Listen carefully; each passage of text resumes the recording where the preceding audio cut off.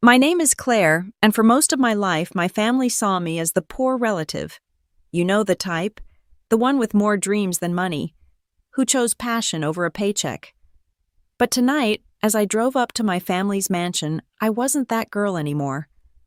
This wasn't just a dinner, it was a homecoming. My brother Ethan thought he was being clever, laughing at me in front of everyone. He thought I was still just the little sister he could dismiss. But I'd learned a few things about business since he kicked me out. The table was set for a family dinner, but I was about to serve them a meal they'd never forget. What happens when the person they dismiss turns out to be the one holding all the cards? Come with me, and I'll show you how one night can change everything. You're coming, right? Mom will lose it if you don't. My brother Ethan's voice still echoed in my head hours later as I sat in my car outside the Hale family mansion, hands gripping the steering wheel. I was here.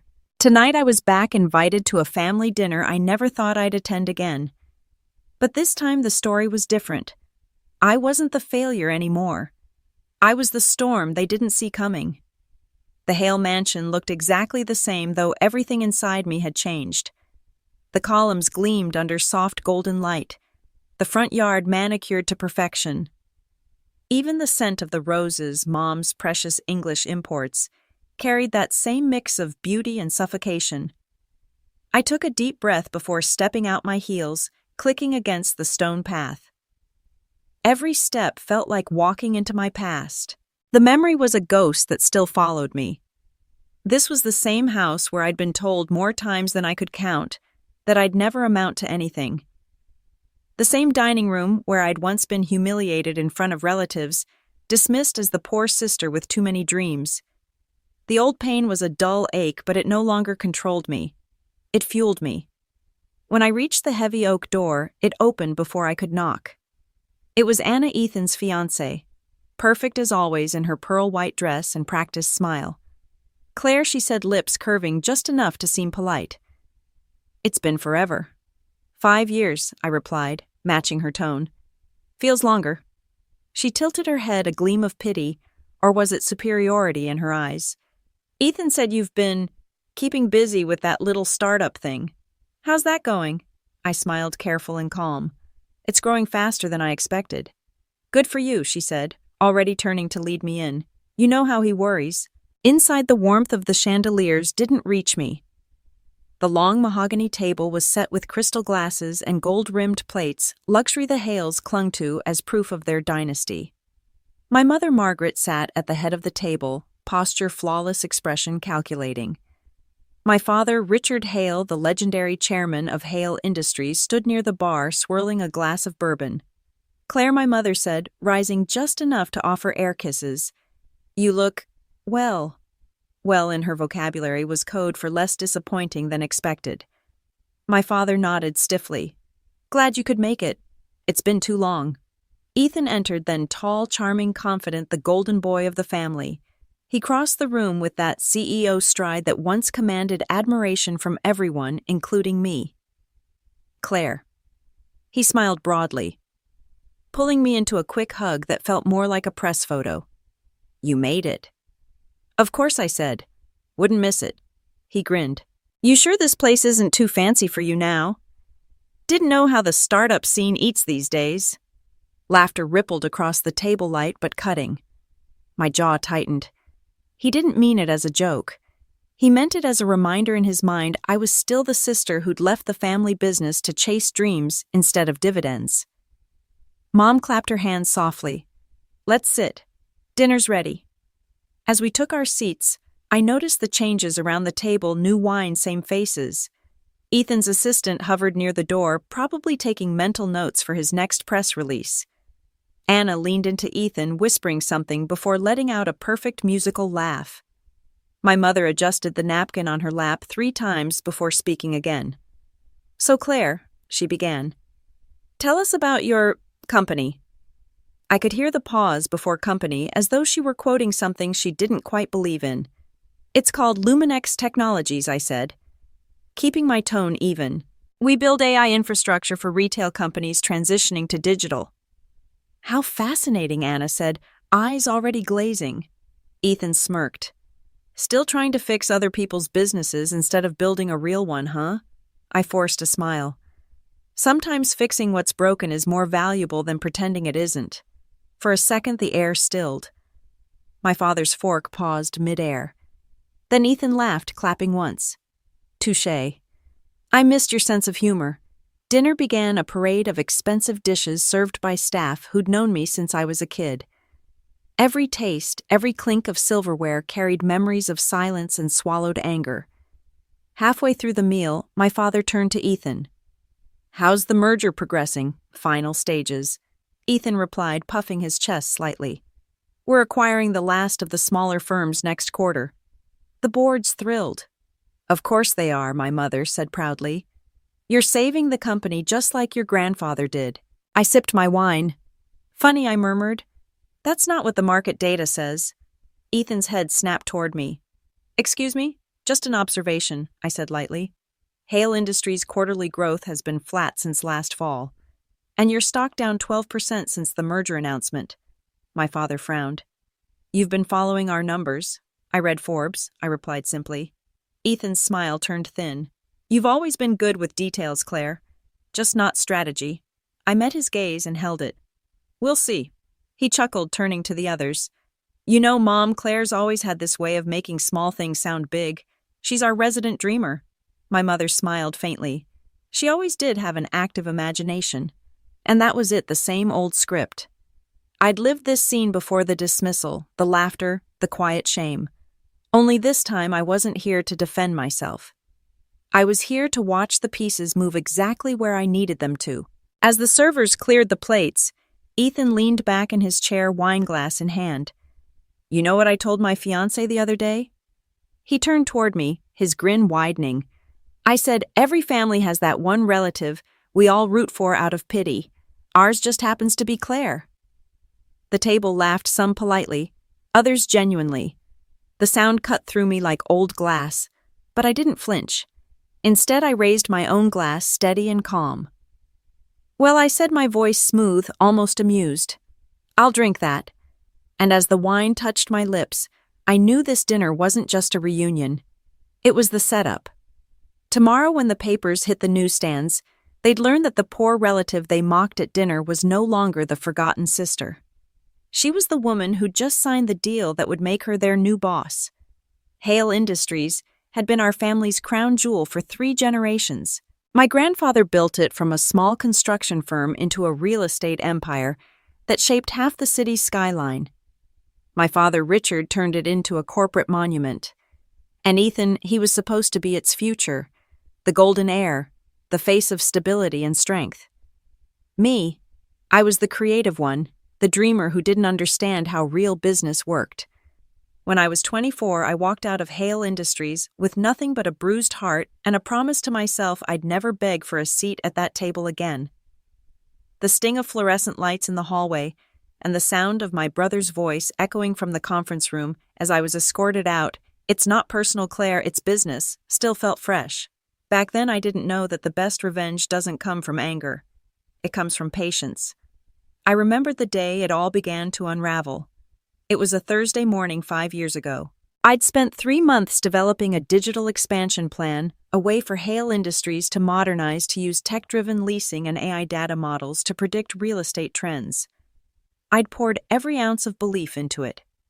Ethan barely glanced at the report.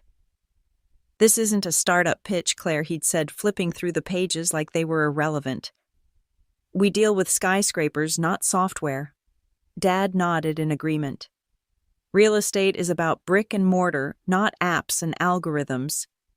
We're not turning the company into Silicon Valley nonsense." I'd tried to argue, my voice trembling but determined. "If we don't adapt, we'll fall behind. Competitors like DeLuca Holdings are already implementing predictive leasing platforms." Ethan cut me off with a laugh. "DeLuca's a clown. His company's going to implode in 2 years. Trust me, little sister, some of us actually studied economics." By the end of that week, my proposal had been buried in a drawer, and I was reassigned to special projects, a polite way of saying they wanted me out of sight. 6 months later, my position was restructured. Ethan called me into his office, shut the door, and delivered the news himself. "It's better this way," he said. "You'll find your own thing. You're not built for this kind of environment." I still remembered the way he said built like I was defective. I packed my things, trying not to let them see how much it hurt. The only thing that kept me upright was the thought that someday they'd realize what they'd thrown away. For a while, I struggled. I took consulting gigs, small tech projects no one cared about. I worked with startups that failed within months. I learned how brutal the business world could be without the Hale name behind me. But failure has a way of burning you clean. It strips away ego until all that's left is grit. One of those startups changed everything. Luminex. Back then, it was a 3-person team working out of a basement with bad Wi-Fi and better ideas. They needed funding structure and strategy, things I'd learned watching my family empire eat itself alive. Within a year, we'd landed a deal with a major logistics firm. Within 2, we'd gone global. By the 3rd year, I was CEO. Luminex became exactly what Hale Industries refused to be: smart, adaptive, unshakable. And while Ethan was making headlines about mergers and vanity skyscrapers, I was building something invisible and unstoppable beneath him, a digital network that quietly connected every asset, every vendor, every potential buyer in the region. Last spring, when Hale Industries' debt began creeping up and the board grew restless, Luminex moved quietly. We bought shares through subsidiaries. I made sure no one could trace them back to me. My lawyers called it strategic accumulation. I called it poetic justice. Now, sitting at that dinner table watching Ethan boast about his next revolutionary expansion, I couldn't help but think about that night in his office when he told me I didn't belong. I remembered the sting, the humiliation. But mostly I remembered the spark, that defiant whisper that said, "You'll show them." "Claire," my father's voice pulled me back to the present. "You seem distracted." I smiled faintly. "Just thinking about how far we've come." Ethan chuckled. Pretty sure I'm the one keeping this family's legacy alive." "Of course," I said. "You've done an excellent job." Mom nodded approvingly, oblivious to the irony bleeding from my tone. "He really has," she said. "We're all proud of the man he's become." "And I'm proud too," I said softly. "Proud of what our name will stand for next." Ethan raised an eyebrow. "What's that supposed to mean?" I leaned back, the faintest smile on my lips. "You'll see." Outside the window, city lights shimmered against the dark skyline, those towers our family once ruled. Somewhere among them, Luminex's headquarters glowed in blue light, running on algorithms that would soon control the future of Hale Industries. As the dinner continued, I nodded when expected, smiled when polite, and memorized the expressions of every person at that table. None of them had any idea that the world beneath their empire was shifting, that their poor sister had built something big enough to swallow everything they'd ever known. The night was still young. The wine flowed, the laughter grew louder, and I sat quietly listening, waiting. Because revenge, when done right, doesn't come with shouting. It comes with silence. And tomorrow that silence would become the sound of everything changing. The next morning, sunlight poured through my apartment windows, cutting across the skyline like a blade. The city below pulsed with life horns, sirens, ambition, and somewhere within it, my family's empire slept in ignorance. I made my coffee the same way I always did. Black strong, no sugar. I didn't need sweetness. Not today. My phone buzzed with a dozen notifications, stock alerts, market movements, and one from my lawyer: everything's in place. The takeover can go live once you sign. I stared at the message for a long time, then looked out at the view. From my penthouse on Madison, I could see Hale Tower piercing the skyline like a monument to pride. My father's pride, my brother's arrogance, my family's curse. But pride has a way of burning the people who worship it. I still remember the night that fire started Thanksgiving 5 years ago. The dinner that changed everything. That night, I brought home a proposal for the board, a strategic partnership with an emerging green developer called Echelon Urban. It was a chance to innovate, to move Hale Industries into the future. But Ethan and my father dismissed it without a second thought, mocking my enthusiasm and my bright imagination. As I turned to leave, my father called after me. "We only criticize because we care, Claire."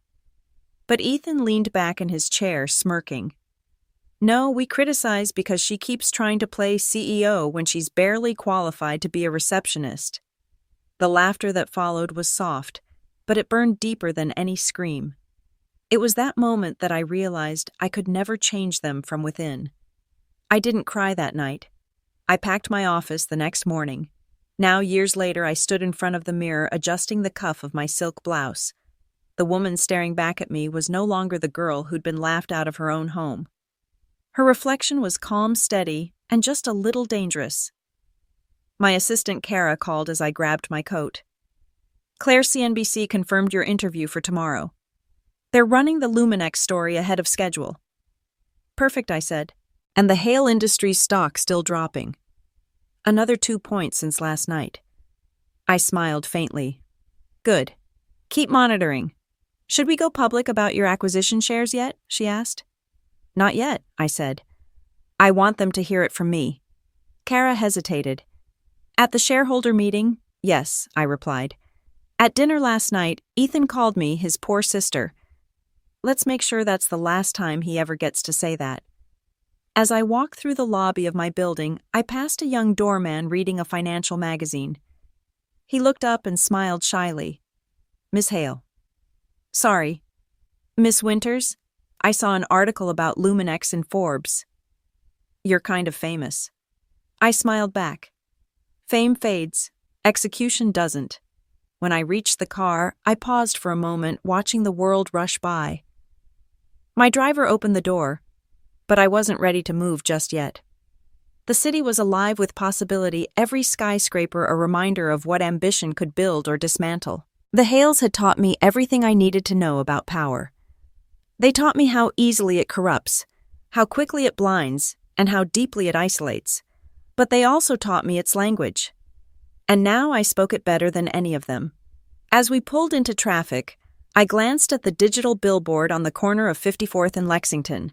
It displayed a Hale Industries advertisement building the future since 1978. I almost laughed, because the future they were claiming to build now belonged to me.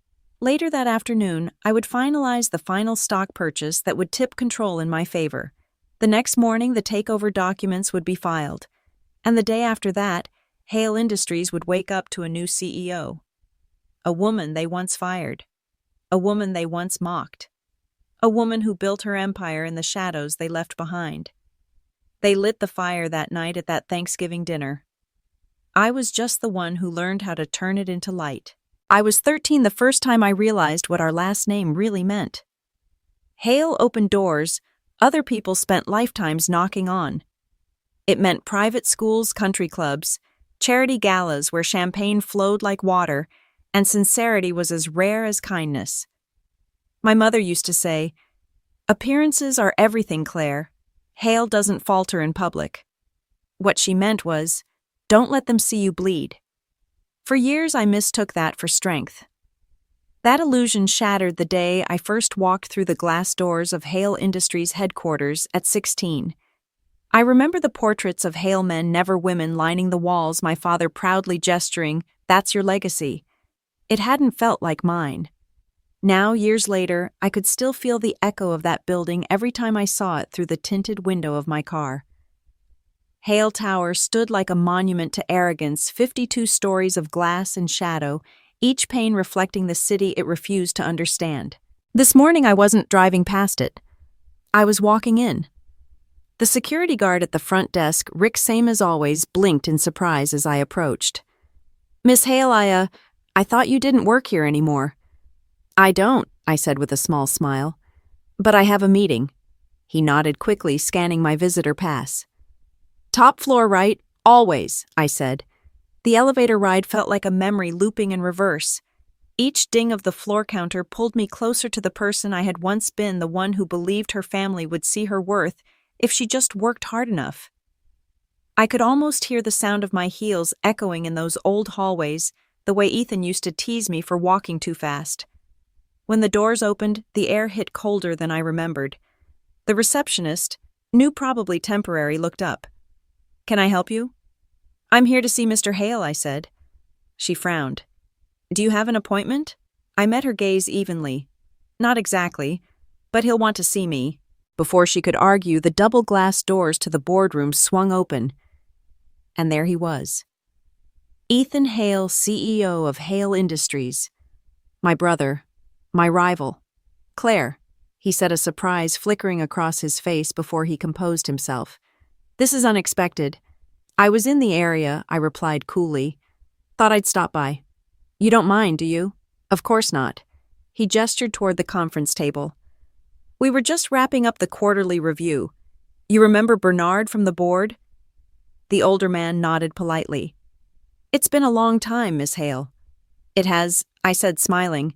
I hope the company's treating you better than it treated me. Bernard's eyebrows twitched, uncertain whether to laugh. Ethan cleared his throat. We're discussing our upcoming merger. It's a delicate timing. I'm sure, I said. Titan Holdings, right? The flicker of surprise in his eyes told me I was right. How did you... I shrugged. I read the news. He laughed softly like I'd said something charming.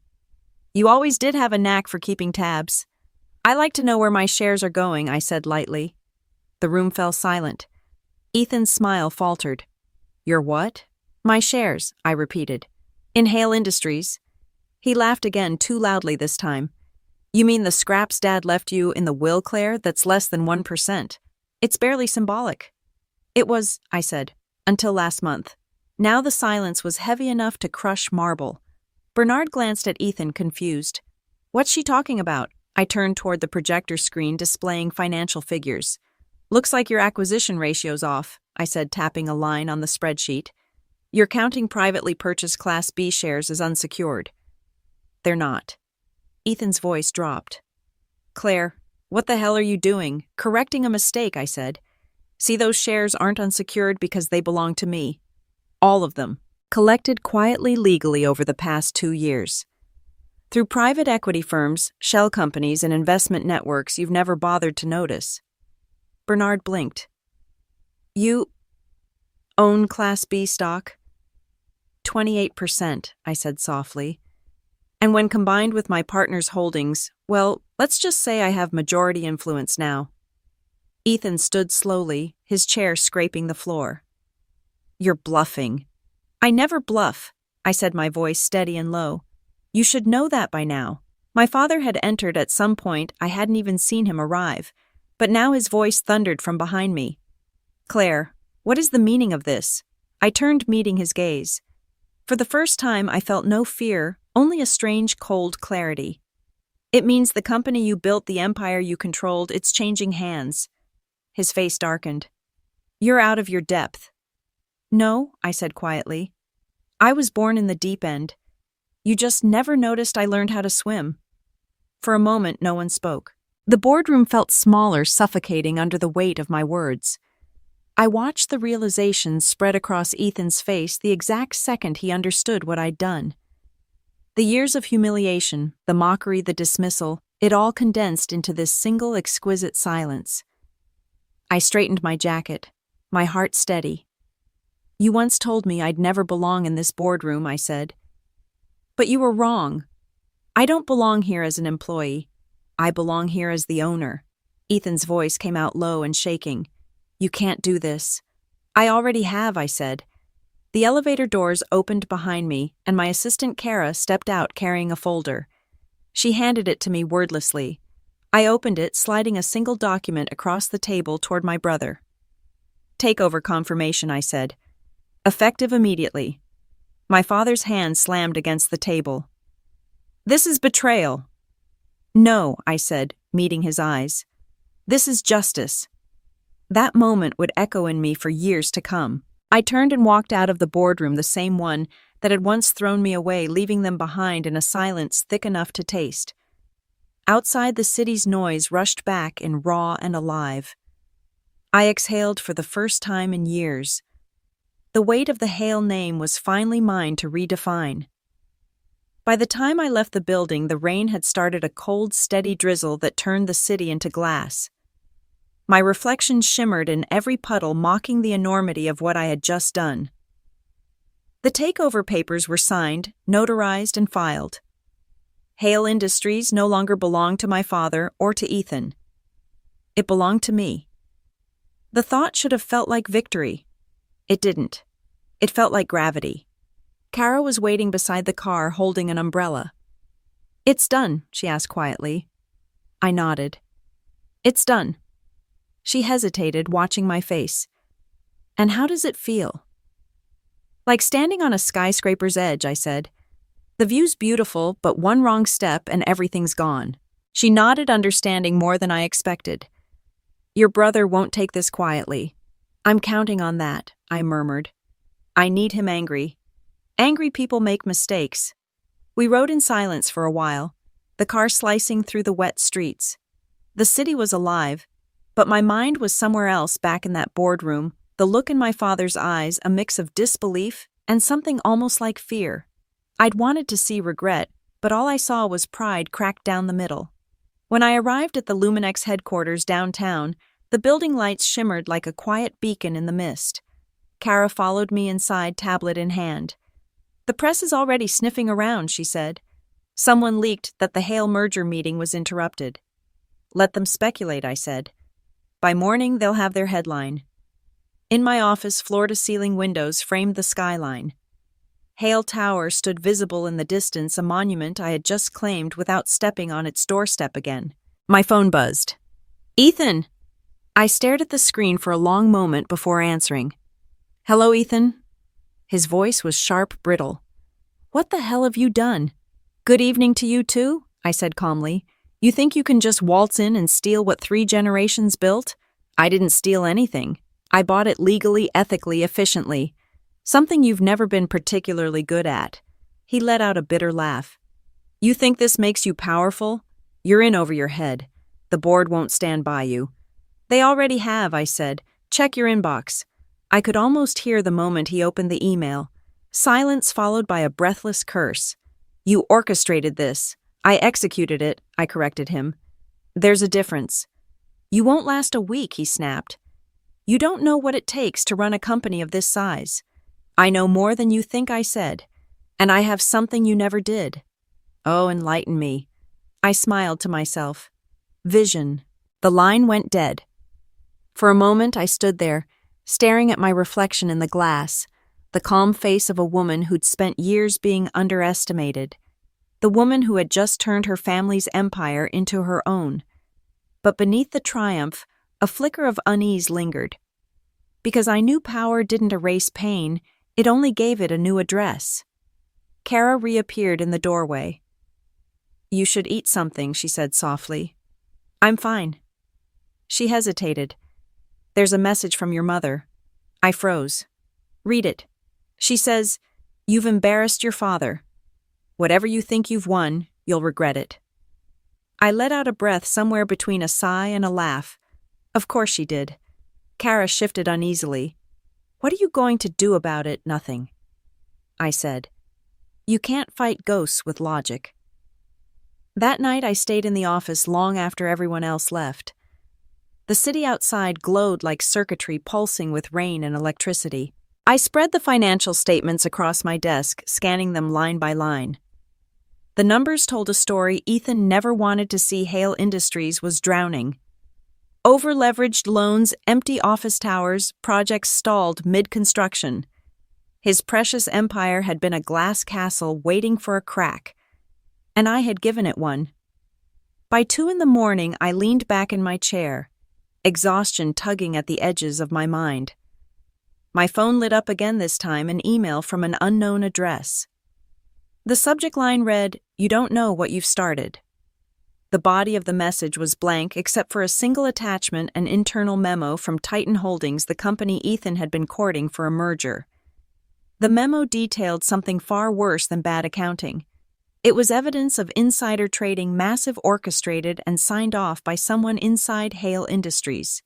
Ethan. I sat there staring at the screen as the truth sank in. He hadn't just been reckless, he'd been a criminal.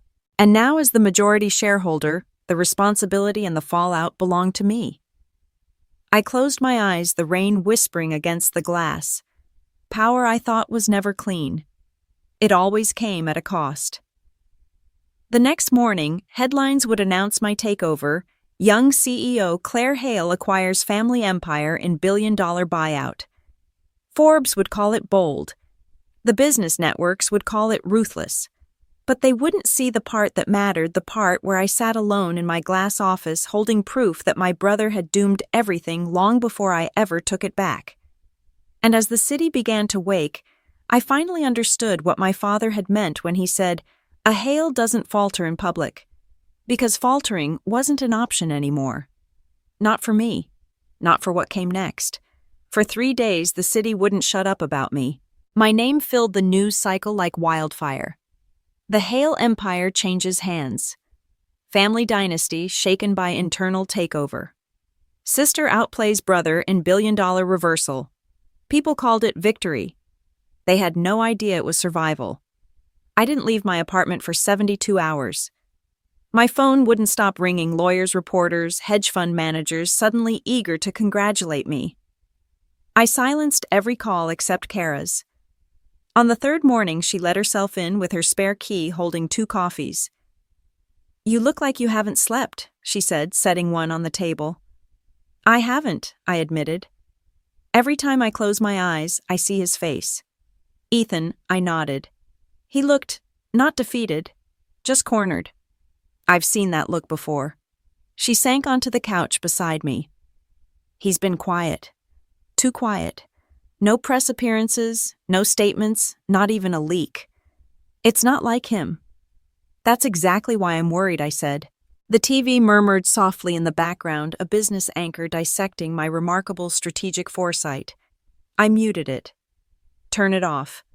I don't want to hear another word about foresight." Kara studied me carefully. "You won, Claire." I laughed quietly. Winning and surviving aren't the same thing. That afternoon, I forced myself back into the world. The air outside felt different, crisper, heavier somehow. As I walked through the glass doors of Luminex headquarters, a small crowd of journalists gathered across the street, cameras clicking. One of them shouted, "Miss Hale, was this revenge?" I paused just long enough to answer. "No," I said. "It was overdue." Inside, the mood was electric. My staff stood taller, prouder, as if my victory somehow belonged to them too. But beneath their congratulations, I saw something else in their eyes, fear. Fear that power changes people. In the elevator, I caught my reflection. My face looked the same, but my eyes didn't. They'd hardened. Kara met me upstairs with updates. "We've stabilized the Hale stock," she said. "Investors are starting to come around. You've got the next board meeting at 9 tomorrow, and Forbes wants a cover interview." "Cancel the interview," I said. "Move the board meeting to our office, not theirs." "You want them to come here?" "Yes," I said. "Let them see where the real work gets done." She nodded, hesitating only slightly. "And Ethan?" I looked away. "If he wants to talk, he knows where to find me." That night I returned home to find an envelope slipped under my door. No address, no name, just my initials written in Ethan's handwriting. I tore it open. Inside was a single page. "You took everything, Claire, but you forgot one thing. I know where the bodies are buried." My chest tightened. The silence of my apartment felt oppressive, amplifying the warning in his words. It wasn't a metaphor. Ethan had always been reckless, but not stupid. If he had proof of the board's past deals, kickbacks, bribes, under-the-table permits, it could drag us both down. As the new CEO, those sins were now mine to carry. I picked up my phone and called Kara. "I need you to pull everything we have on Hale Industries' legal archives," I said. "Contracts, audits, all of it." She didn't ask why. "On it," she said. Sleep never came. By morning, my dining table was buried in paper, years of transactions, acquisitions, and corporate shells that led nowhere. Somewhere in this mess was the secret Ethan thought would save him. At 9 sharp, the new board arrived. Older men in sharp suits, faces carefully, neutral eyes calculating. They still saw me as a curiosity, a headline, not a leader. "Gentlemen," I began, standing at the head of the table. "I know this transition hasn't been smooth. But the truth is, Hale Industries needed a shakeup. For too long, it's been run by ego instead of innovation.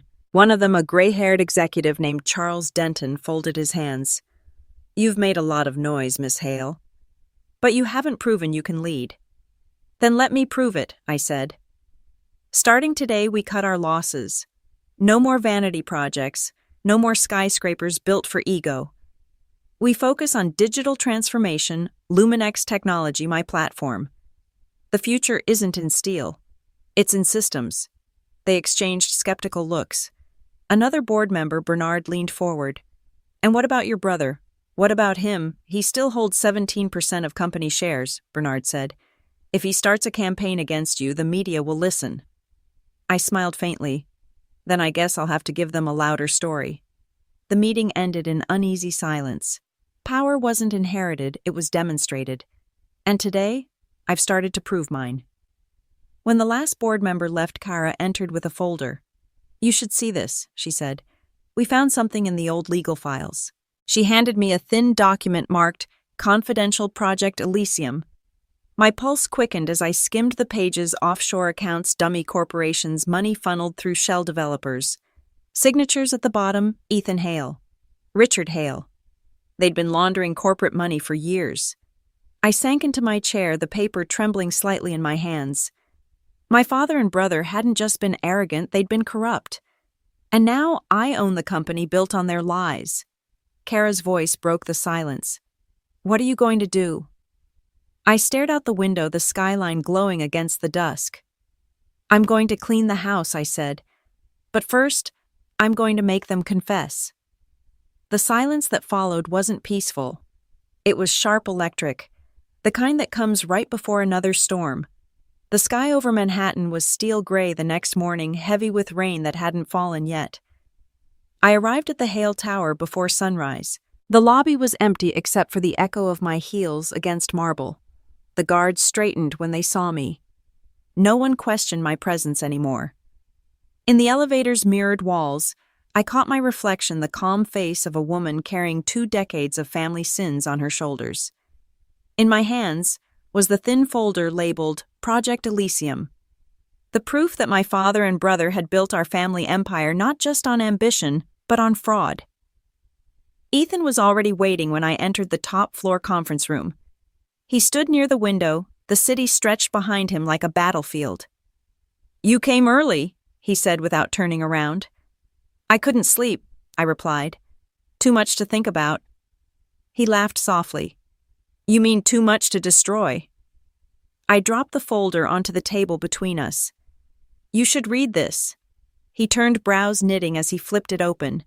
The blood drained from his face. "Where did you get this? It doesn't matter," I said. "What matters is what's inside." "This is nothing," he said quickly, but his voice shook. "Old paperwork, outdated projects. Don't lie to me." My voice was steady, controlled. "You and Dad used Elysium to funnel investor money into personal accounts. Offshore under false subsidiaries. You built fake development projects, wrote off the losses, and pocketed the rest." He slammed the folder shut. "You don't understand how this business works." "No," I said quietly. "You don't understand what integrity means." He turned away, running a hand through his hair. "Dad handled those deals. I just signed what he told me to. You think you can waltz in and judge everything without knowing the history, without knowing what it took to keep this company alive." Alive, I stepped closer. "You mean hollow. You sold the soul of this company to keep your name on magazine covers." Ethan faced me, then eyes sharp and tired. "You think you're different. You think because you built some startup, you're clean. You used our family connections, our name to get your funding. Don't pretend you're better than us. I built Luminex from nothing," I said. "Every contract, every investor, every deal, I earned them without your name attached. You can't say the same." He laughed bitterly. "You always wanted to play saint. But you're not Claire. You're just like the rest of us, hungry." I held his gaze. "Hungry for justice, maybe." "Justice?" He shook his head. "There's no justice in business. Only leverage." He started to walk toward the door, but I blocked his path. "You're not leaving. Move." "No." I slid another document from the folder, A copy of a wire transfer to a numbered account in the Cayman Islands. His signature gleamed at the bottom. If I hand this to the authorities, you lose everything. Your money, your name, your freedom. His face went still. You wouldn't. I looked straight into his eyes. You don't know me anymore. For a long moment, neither of us moved. The rain finally began to fall outside, streaking down the glass like melted silver. Ethan's voice broke first. You think this will fix anything? You destroy me. You destroy Dad too. You ruin the family legacy. The legacy ruined itself, I said. He laughed once, a hollow sound. You think you're some hero cleaning up the mess. But what happens when people find out the new CEO is the daughter of a criminal? You'll be ruined along with us. I didn't flinch. Then maybe it's time the truth ruins everything. He sank into a chair, running both hands over his face. For the first time, I saw something real in him. Not arrogance, not anger, but exhaustion. You have no idea what Dad was dealing with, he murmured. The company was collapsing. Investors were pulling out. He did what he had to do. And you helped, I said softly. He looked up, eyes wet but defiant. I helped him survive. No, I said. You helped him hide. The rain grew heavier, drumming against the windows. For a moment, it was the only sound between us. Finally, he whispered, What do you want from me? The truth, I said. Not a press statement, not another cover-up. I want you to tell the world what you and Dad did. You can frame it as transparency, as reform, but it has to be you. Not me.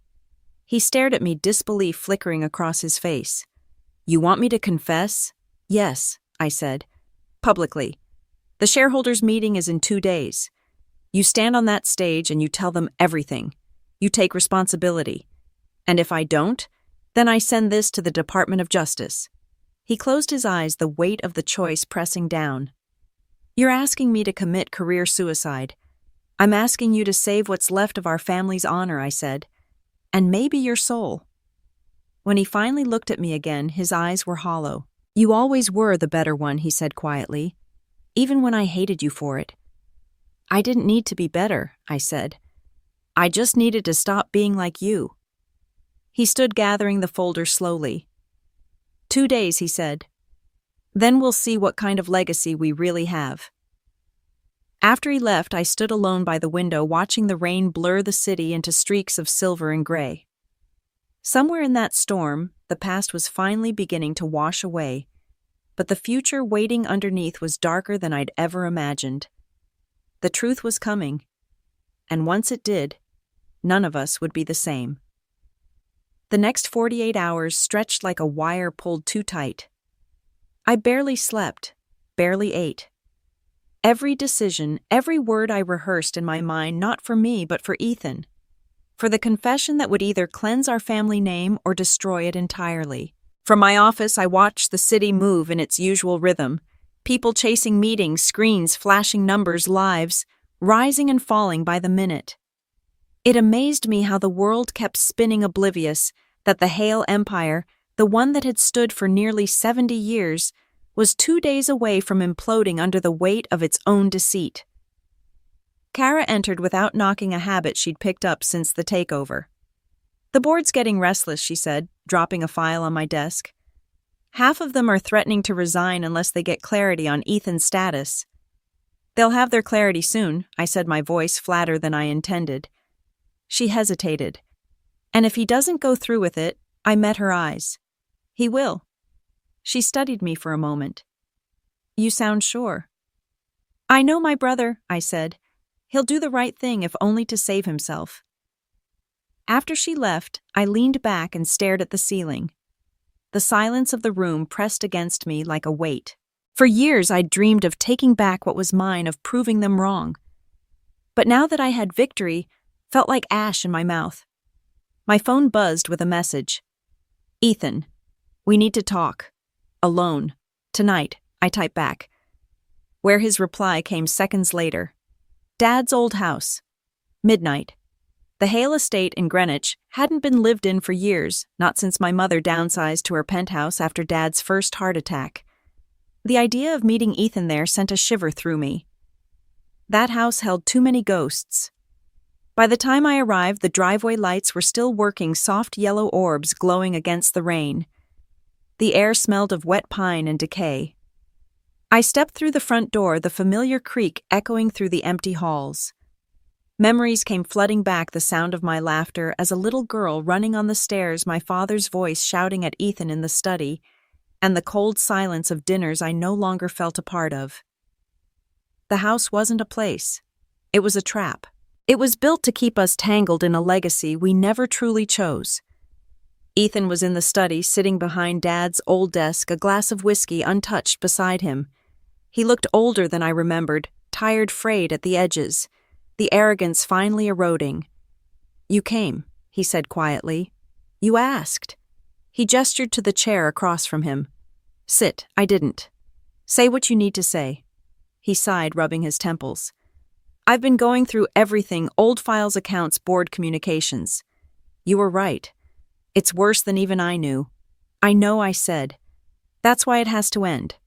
He looked up at me, eyes bloodshot. "Do you have any idea what Dad was covering for, what he owed?" "I don't care," I said. "Excuses don't absolve crimes." "This isn't about excuses," he snapped. "This is about survival. If I confess, if I tell the board what we did, they'll tear us apart. The DOJ will come for both of us, Claire. You think they'll stop distinguishing who did what? You own the company now. Legally, every past liability is yours." "I've already consulted counsel," I said. "If you confess and cooperate, the blame stays on the old regime. We can rebuild." He gave a humorless laugh. "Rebuild what? A reputation soaked in corruption," maybe I said softly. "Or maybe we start something new, something honest." He shook his head.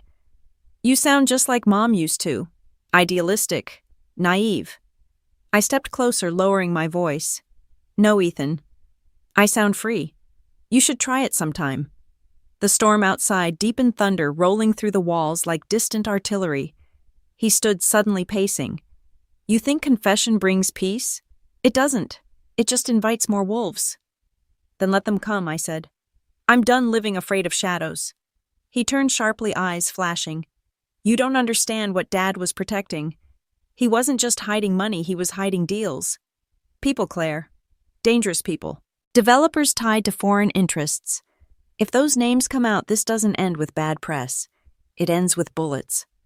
My breath caught. "You're lying." "Am I?" He opened a drawer, pulling out a thin stack of papers. "Look at this. The Elysium funds didn't vanish. They were redirected. Offshore investments through a company called Nex Urban. On paper, it's a property firm. In reality, it's a laundering front. And those accounts aren't just ours.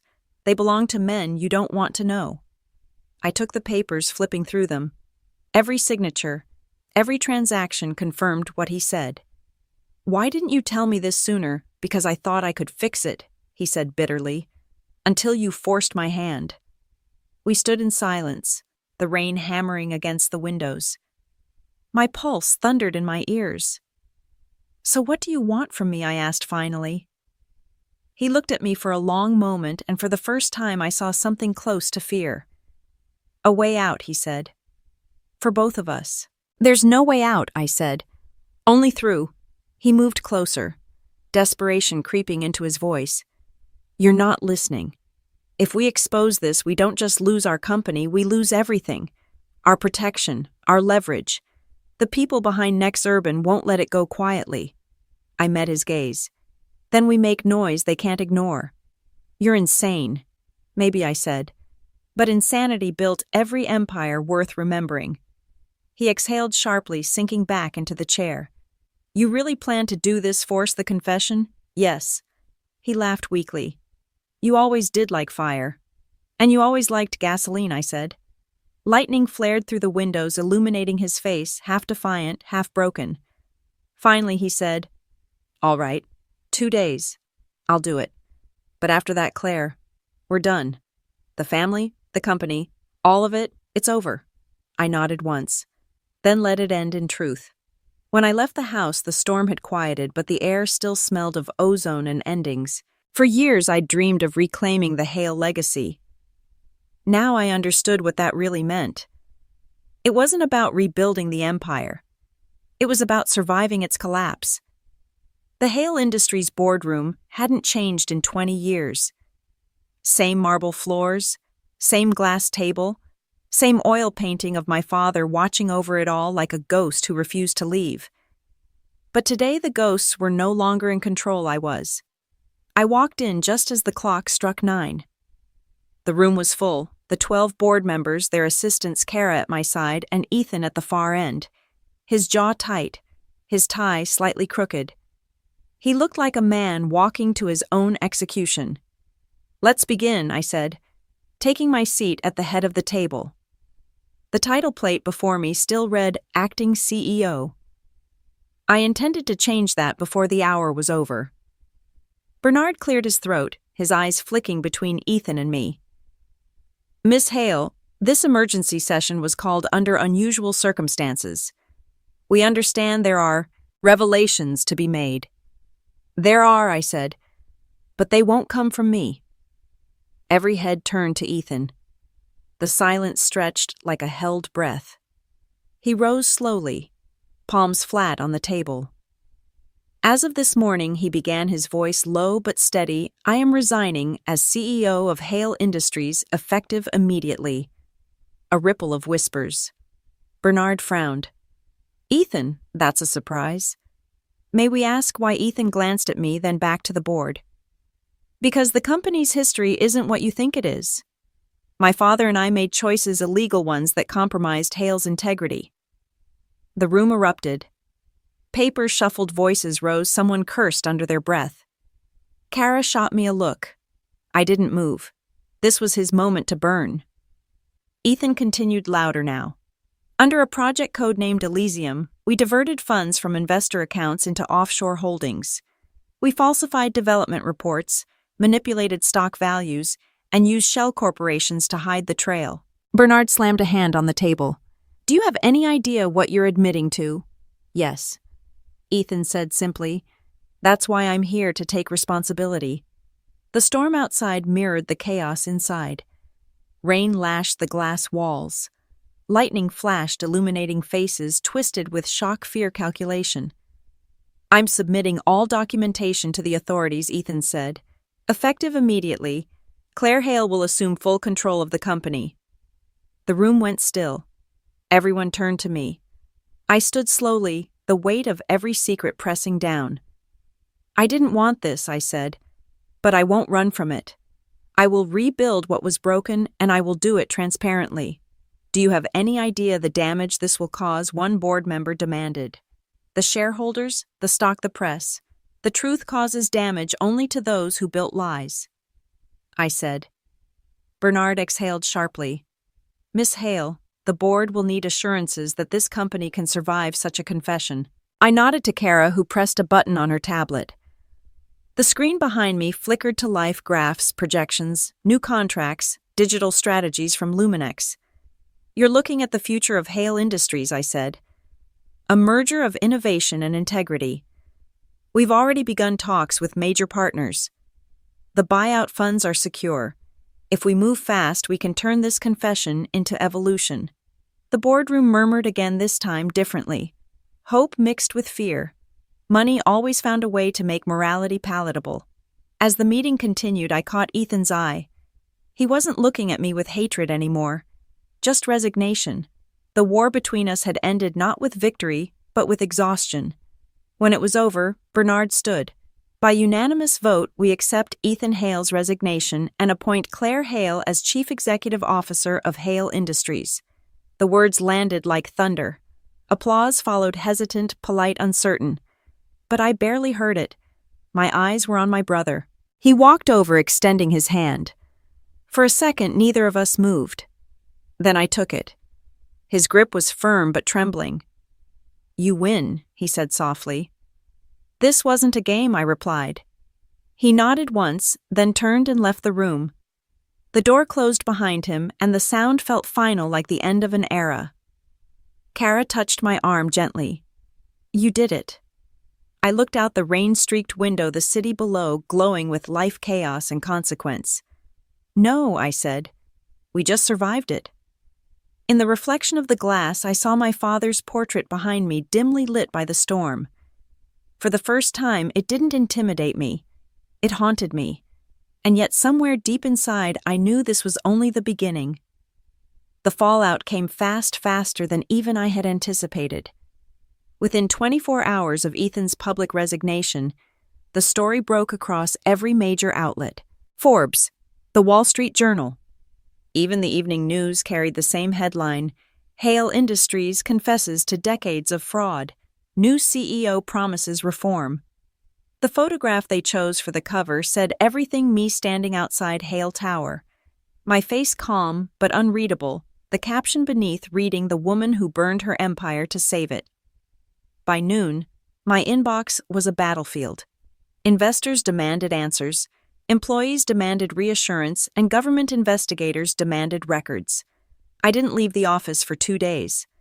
I slept on the couch in my glass-walled corner suite, my dreams filled with echoes of the past, my father's voice lecturing about power, Ethan's laughter at my expense, the memory of sitting in this same building years ago as the family disappointment. Now I was the face of redemption, and it terrified me.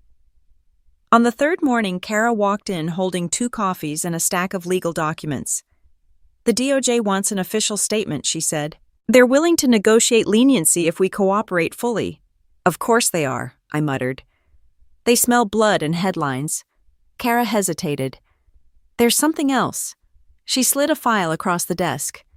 "It's about Nex Urban." I opened it, my chest tightening as I scanned the contents: offshore transactions, private transfers, and a list of investors I recognized. Names tied to global development firms, one of them flagged for government sanctions. "How deep does this go?" I asked quietly. "Deep enough," Kara said. "If we expose this, it's not just your family's legacy on the line. These people have power, real power. You go public and you might not walk away clean." I leaned back, staring at the rain streaking the glass. "If I hide it, I'm no better than they were." She said nothing. The silence between us carried the weight of unspoken fear. Later that afternoon, a familiar number appeared on my phone. "Ethan." I let it ring twice before answering. "You've made quite the spectacle," he said, his tone brittle but controlled. "I told the truth," I replied. "Don't be naive, Claire. The truth isn't free. You've painted a target on your back and mine. You're the one who confessed." "Because you cornered me," he snapped. "You don't understand the kind of men tied to Elysium. You think this ends with press releases and stock drops." I didn't answer. He exhaled sharply. "You should step down. Let the board appoint an interim. They'll listen to you if you make it look voluntary. It'll calm the sharks." "I didn't come this far to run," I said. "Then don't say I didn't warn you." The line went dead. That evening, as the city lights flickered on, Kara returned with the latest stock report. "We've stabilized," she said. "Not great, but not collapse either. Investors are calling it a necessary purge." "You're getting credit for courage." "Courage," I repeated, almost laughing. "That's one word for it. Maybe the only one that matters." She handed me her phone. "You should see this." It was an article Forbes Online already trending. Claire Hale, the new face of corporate ethics. Below the headline was a pull quote from my brief press conference. "Sometimes saving a company means burning down its lies." I stared at the screen, my stomach twisting. "They're turning this into a redemption story." "Because it is one," Kara said softly. "No," I whispered. "It's a warning." The office grew quiet as the night deepened. Through the glass, I could see my staff still working, tired faces illuminated by computer screens, people who believed in the new vision I'd promised. I wondered how many of them knew the truth about what it had cost. When Kara left, I stood by the window watching the city pulse with restless energy. I thought of my father's voice echoing in that same boardroom years ago: "Power isn't given, Claire. It's taken." He'd been wrong. Power was borrowed. And every loan came with interest. A knock sounded at the door. My security chief stepped in. "Ma'am, there's someone here to see you. Says it's urgent." "Who?" He hesitated. A man named Carter. Claims he represents Nex Urban. My pulse slowed, the air suddenly heavy. Send him up, I said. When the door closed, I took one last look at the skyline. The rain had stopped, but the storm was far from over. If the last week had been about truth, the next would be about survival, and I wasn't sure which one cost more. He arrived like someone who already owned the room. Tall, precise, his charcoal suit immaculate despite the rain still dripping from his umbrella. He was the kind of man who smelled like money and danger. Ms. Hale, he said smoothly, setting his umbrella against the wall. I appreciate you taking this meeting on such short notice. Did I have a choice? He smiled faintly, lowering himself into the chair across from me. Not really.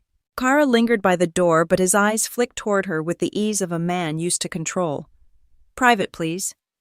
I nodded. It's fine, Kara. She gave me a hesitant look before slipping out, closing the door quietly behind her. The man leaned forward, resting his hands lightly on my desk. My name is Carter. I know who you are. Nex Urban.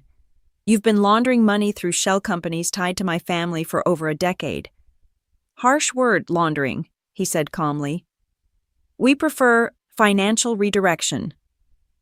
And let's not pretend you only found out yesterday. You're far too smart for that. I met his gaze unflinching. You're here to threaten me. I'm here to offer you a choice. He opened a black folder revealing documents stamped with international seals and bank codes I recognized instantly. Your father was a visionary. He understood that global partnerships require flexibility. That same flexibility built the Hale Empire. Built on corruption. He chuckled softly. On survival. I stood. Whatever deals you made with my father, they end now. Ah. He rose too slower, deliberate. See, that's the problem with idealists. You think endings exist. In truth, there's only continuation. You expose Nex Urban, and you don't just destroy yourself. He paused, letting the words hang in the air. You destabilize $500 million in international development projects. Are you threatening the company? He tilted his head. Not the company. You. For the first time, the air between us felt alive with danger. He took a step closer. If anything happens to me, there are people who know everything. Files, recordings, contingencies, he said with a smile. You really have learned. He walked to the window, staring out at the city. Your brother understood balance. He knew when to keep quiet. You mistake morality for power. Morality is power, I said. No, he said softly. Morality is leverage, and leverage is only useful until someone takes it away. He closed his folder and slid a single page toward me. Sign this, a confidentiality agreement. You hand over all records of Project Elysium, and in return, Nex Urban withdraws its holdings quietly. No press, no lawsuits, no threats. You get your clean slate, and we vanish. And if I refuse? He smiled again. Then I'll make sure your clean slate is painted red. I picked up the document, scanning the clauses. Every word reeked of corporate poison. I'll think about it. Do think quickly. Deadlines are something of a theme in your family. When he left the room, felt colder. The scent of his cologne lingered sharp and sterile. Kara slipped back in. What did he say? I dropped the folder on my desk. He gave me a deal. Her eyes widened. Are you going to take it? No, I said. I'm going to bury him with it. She looked at me for a long moment. That's going to make enemies. It already have. I turned to the window. Get me everything we have on Nex Urban. Every contract, every offshore entity. We're going public. You know what that means?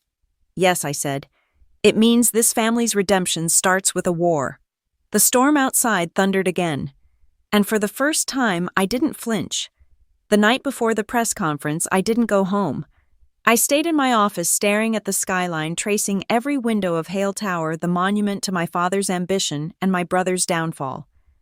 Somewhere behind those walls, the ghosts of our names still whispered. By morning, the city was already awake with rumors. News vans lined the plaza outside Luminex headquarters. Cameras waited like vultures for blood.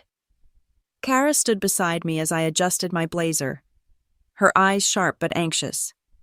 "You can still back out," she said quietly. "Release a statement instead. Keep the focus on reform, not exposure." I looked at her. "Backing out is what got us here." She nodded once. "Then let's end it properly." When we stepped into the lobby, the air was electric. Dozens of reporters shouted questions, microphones pushed forward, flashes going off like lightning. I didn't flinch. I just walked to the podium, my heels echoing against the marble floor. "Thank you for being here," I began, my voice steady through the chaos. "My name is Claire Hale, and as of this week, I am the CEO of Hale Industries. Today I'm here to tell you the truth." A hush rippled through the crowd.